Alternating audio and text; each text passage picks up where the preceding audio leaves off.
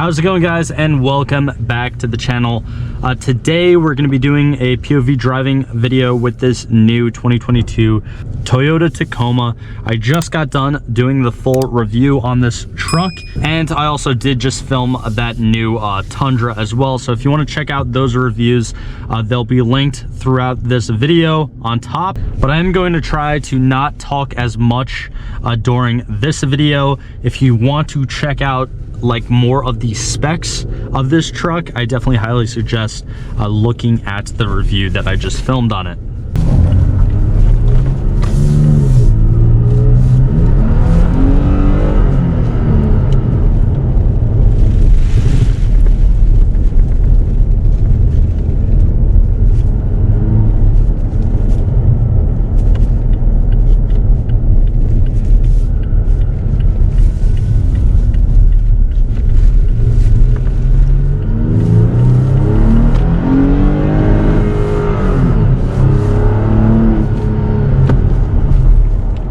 As you can tell right there, I just tried to pop it into the sport or manual mode, and the shifting is very kind of weird on this truck. I would suggest just leave it in drive and let the automatic do it for you. And of course, we are stuck in traffic right now, so I do have to give a quick shout out to Sansone Toyota on Route 1 North in Avenel, New Jersey. They're letting me film this truck today, as well as a bunch of their other vehicles I've actually filmed on the channel in the past, and I worked with them over the past couple of years, and I have nothing but good things to say. So if you're in the central or North New Jersey area and you're looking for a new Toyota, I highly suggest them.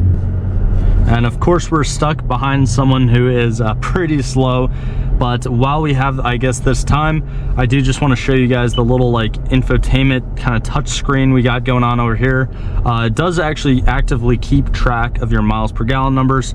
So obviously you could see when I did that little pull, it just kind of tipped right down. But there's no real crazy like creature comforts or features in this interior of this Tacoma.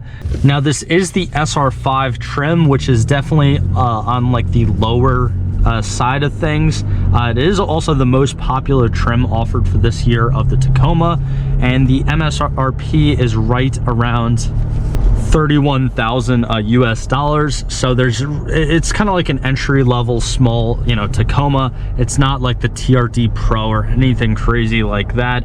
So I'm sure that those higher trims have more features and stuff, but to be honest, at least just in my opinion, that really doesn't mean that much when you're looking at a truck like this that's already smaller. You could still have a lot of fun with something like this off-road, driving it around either in mud, in sand dunes, going through different trails, and also just driving it around like commuting on the road. I personally live in New Jersey, as you could probably tell, so I'm used to like the crazy northeast weather, and right now it's really hot in August. And honestly, driving around in this cockpit, I know it's a brand new truck with 11 miles on the odometer, but the AC is super cold, everything's super comfortable, it's quiet. I mean, you guys hear it for yourselves, and I can almost guarantee you that in the winter time, this thing probably kicks ass as well. I mean, we have crazy nor'easters up here where we'll get like 6-10 inches of snow, even crazy storms, and sometimes the roads aren't paved or whatever. And I'm sure that when you pop this thing into four-wheel drive high, or even four-wheel drive low, if you're really stuck, it could just tear up and just push through that terrible weather. Now, there definitely is a big difference going from something like that Tundra Platinum that I just reviewed and now driving this Tacoma around. I mean, obviously it's much smaller, it handles much better. It's just smaller, like that's what comes with it. There's only a 5-foot bed with this Tacoma. However, the one main complaint that I had with the Tundra is probably the same complaint that I'm gonna have with the Tacoma, is that there's just not that much power. Now, you can't really expect much out of just a naturally aspirated V6 with nothing special going on. It does make a decent amount of power, but it's just not that much. And even with the Tundra that had the twin turbo I-Force, Toyota engine, it doesn't really compete or fare well when compared to like the Ford's twin turbo V6 Ego Boost. Something like that definitely makes more power.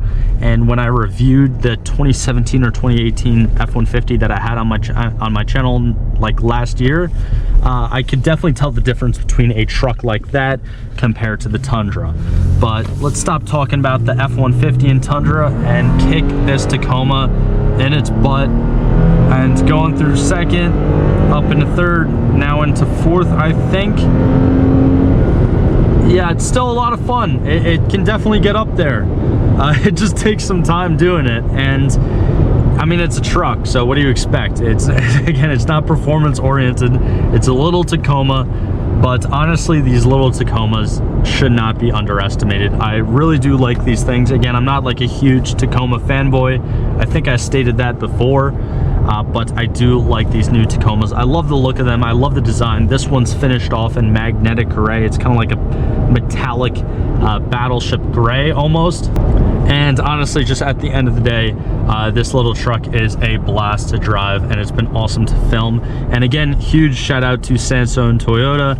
Like, if you're in the area, I definitely suggest checking out their inventory. They're a little bit short right now, but I mean, at the end of the day, who isn't when it comes to dealerships nowadays and the crazy auto market that is going on. But that's pretty much just going to be it for today's video. Again, if you haven't already, definitely be sure to subscribe down below. Like this video if it was informative at all. Any support is incredibly appreciated.